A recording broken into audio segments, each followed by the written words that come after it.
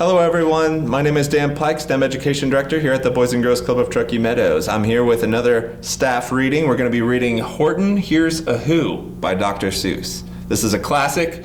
Pull up a chair, get comfortable. Let's get started.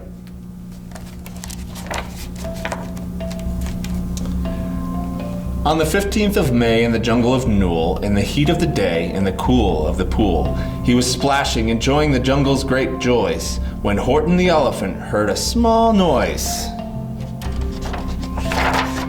So Horton stopped splashing. He looked toward the sound. That's funny, thought Horton. There's no one around. Then he heard it again, just a very faint yelp, as if someone tiny were calling for help. I'll help you, said Horton, but who are you? Where? He looked and he looked. He could see nothing there, but a small speck of dust blowing past through the air. I say, murmured Horton, I've never heard tell of a small speck of dust that's able to yell. So you know what I think? Why, I think that there must be someone on top of that small speck of dust. Some sort of creature of very small size, too small to be seen by an elephant's eyes. Some poor little person who's shaking with fear that'll blow in the pool. He has no way to steer. I'll just have to save him because after all, a person's a person, no matter how small. So, gently and using the greatest of care, the elephant stretched his great trunk through the air, and he lifted the dust speck and carried it over and placed it down safe on a very soft clover. Humph, humped a voice. 'Twas a sour kangaroo, and the young kangaroo in her pouch said, humph, too. Why, that speck is as small as the head of a pin. A person on that? Why, there never has been. Believe me, said Horton, I'll tell you sincerely, my ears are quite keen and I heard him quite clearly. I know there's a person down there, and what's more, quite likely there's two, even three, even four. Quite likely, a family for all that we know. A family with children just starting to grow. So please, Horton said, as a favor to me, try not to disturb them. Just please let them be. I think you're a fool, laughed the sour kangaroo. And the young kangaroo in her pouch said, me too. You're the biggest blamed fool in the jungle of Newell. And the kangaroos plunged in the cool of the pool. What terrible splashing, the elephant frowned. I can't let my very small persons get drowned. I've got to protect them. I'm bigger than they. So he plucked up the clover and hustled away. Through the high jungle treetops, the news quickly spread. He talks to a dust speck. He's out of his head. Just look at him walk with that speck on that flower. And Horton walked, worrying, almost an hour. Should I put the speck down? Horton thought with alarm. If I do, these small persons might come to great harm. I can't put it down, and I won't. After all, a person's a person, no matter how small. Then Horton stopped walking. The speck voice was talking. The voice was so faint he could just barely hear it. Speak up, please, said Horton. He put his ear near it. My friend, came the voice. You're a very fine friend. You've helped all us folks on this dust speck no end. You've saved all our houses, our ceilings and floors. You've saved all our churches and grocery stores. You mean? Horton gasped. You have buildings there too? Oh, yes, Piped the voice. we most certainly do. I know. Called the voice. I'm too small to be seen, but I'm mayor of a town that is friendly and clean. Our buildings to you would seem terribly small, but to us, who aren't big, they are wonderfully tall. My town is called Whoville, for I am a who, and we who's are all thankful and grateful to you. And Horton called back to the mayor of the town. You're safe now, don't worry. I won't let you down. But just as he spoke to the mayor of the speck, three big jungle monkeys climbed up Horton's neck. The Wickersham brothers came shouting, what rot! This elephant's talking to who's who are not. There aren't any who's, and they don't have a mayor, and we're going to stop all this nonsense, so there! They snatched Horton's clover, they carried it off to the black-bottom eagle named Vlad Ikaf. a mighty strong eagle of very swift wing, and they said, "Will you kindly get rid of this thing?" And before the poor elephant even could speak, that eagle flew off with the flower in his beak.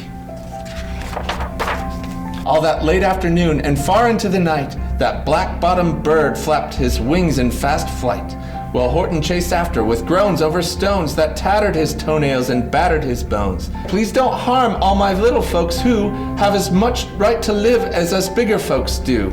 But far, far beyond him that eagle kept flapping, and over his shoulder called back, "Quit your yapping! I'll fly the night through. I'm a bird, I don't mind it, and I'll hide this tomorrow where you'll never find it."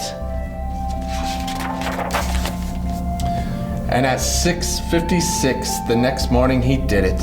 It sure was a terrible place that he hid it. He let that small clover drop somewhere inside of a great patch of clovers 100 miles wide. "Find that," sneered the bird, "but I think you will fail." And he left with a flip of his black-bottomed tail. "I'll find it," cried Horton. "I'll find it or bust. I shall find my friends on that small speck of dust." And clover by clover with care, he picked up and searched them and called, "Are you there?" But clover by clover he found that one that he sought for was just not around. And by noon poor old Horton, more dead than alive, had picked, searched, and piled up 9,005. Then on through the afternoon, hour after hour, till he found them at last on the 3 millionth flower. "My friends," cried the elephant, "tell me, do tell, are you safe? Are you sound? Are you whole? Are you well?" From down on the speck came the voice of the mayor. "We really had trouble, much more than our share. When that black-bottomed birdie let go and we dropped, we landed so hard that our clocks have all stopped. Our teapots are broken, our rocking chair smashed, and our bicycle tires all blew up when we crashed. So Horton, please," pleaded that voice of the mayor's. "will you stick by us who's while we're making repairs?" "Of course," Horton answered, "of course I will stick. I'll stick by you small folks through thin and through thick." "Humph," humped a voice. "For almost 2 days you've run wild and insisted on chatting with persons who've never existed. Such carryings on in our peaceable jungle. We've had quite enough of your bellowing bungle, and I'm here to state," snapped the big kangaroo, "that your silly nonsensical game is all through." And the young kangaroo in her pouch said, "Me too." With the help of the Wickersham brothers and dozens of Wickersham uncles and Wickersham cousins and Wickersham in-laws whose help I've engaged, you're going to be roped and you're going to be caged. And as for your dust speck, ha! That we shall boil in a hot steaming kettle of bezelnut oil. "Boil it?" gasped Horton. "Oh, that you can't do. It's full of persons. They'll prove it to you." Mr. Mayor, Horton called. "Mr. Mayor, you've got to prove now that you really are there. So call a big meeting, get everyone out, make every who holler, make every who shout, make every who scream. If you don't, every who is going to end up in a bezelnut stew." And down on the dust speck, the scared little mayor and his people cried loudly. They cried out in fear, "We are here! We are here! We are here! We are here!" The elephant smiled. "That was clear as a bell. You kangaroos surely heard that very well." "All I heard," snapped the big kangaroo, "was the breeze and the faint sound of wind through the far distant trees. I heard no small voices, and you didn't either." And the young kangaroo in her pouch said, "Me either." "Grab him," they shouted, "and cage the big dope. Lasso his stomach with 10 miles of rope. Tie the knots tight so he'll never shake loose. Then dunk that dumb speck in the bezelnut juice." Horton fought back with a great vigor and vim, but the Wickersham gang was too many for him. They beat him, they mauled him, they started to haul him into his cage, but he managed to call to the mayor, "Don't give up! I believe in you all. A person's a person, no matter how small. And you very small persons will not have to die if you make yourselves heard, so come on, now and try!" The mayor grabbed a tom-tom, he started to smack it, and all over Whoville they whooped up a racket. They rattled tin kettles, they beat on brass pans, on garbage pail tops and old cranberry cans. They blew on bazookas and blasted great toots on clarinets, oompas and boompas and flutes. Great gusts of loud racket rang high through the air. They rattled and shook the whole sky, and the mayor called up through the howling mad hula-boo, Hey Horton, how's this? Is our sound coming through? and Horton called back, I can hear you just fine, but the kangaroos' ears aren't as strong quite as mine. They don't hear a thing. Are you sure all your boys are doing their best? Are they all making noise? Are you sure every who down in Whoville is working? Quick, look through your town. Is there anyone shirking? Through the town rushed the mayor from east to the west, but everyone seemed to be doing his best. Everyone seemed to be yapping or yipping. Everyone seemed to be beeping or bipping, but it wasn't enough. All this ruckus and roar. He had to find someone to help him make more. He raced through each building. He searched floor to floor. And just as he felt he was getting nowhere and almost about to give up in despair, he suddenly burst through a door, and that mayor discovered one shirker quite hidden away in the Fairfax Apartments, apartment 12J. A very small shirker named Jojo was standing, just standing and bouncing a yo-yo, not making a sound, not a yip, not a chirp, and the mayor rushed inside and he grabbed the young twerp. And he climbed with the lad up the Eiffelberg Tower. This Cried the mayor, is your time's darkest hour. The time for all who's who have blood that is red to come to the aid of their country. he said. We've got to make noises in greater amounts. So open your mouth, lad, for every voice counts. Thus he spoke as he climbed. When they got to the top, the lad cleared his throat and shouted out, Yap!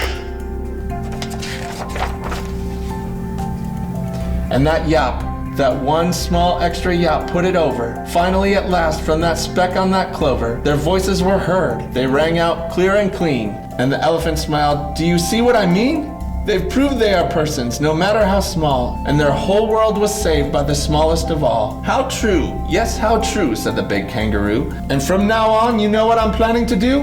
From now on, I'm going to protect them with you. And the young kangaroo in her pouch said, me too. From sun in the summer, from rain when it's fallish, I'm going to protect them, no matter how smallish.